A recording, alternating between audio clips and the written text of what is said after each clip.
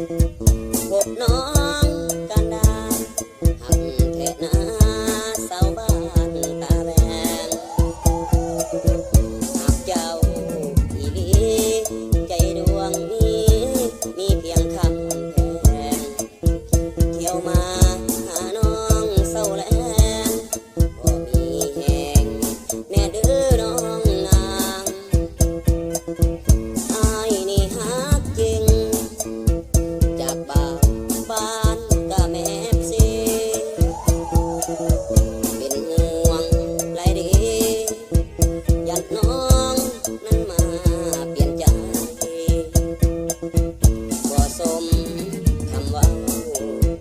สองเฮานั้นเคยสาบานสัญญาบุญสงกรานต์ลงคานจังได้บ่นาเอาบ่นางไอ้นี้มาขอร้องลาเวียกให้การนาไอ้นี้สิขอสุด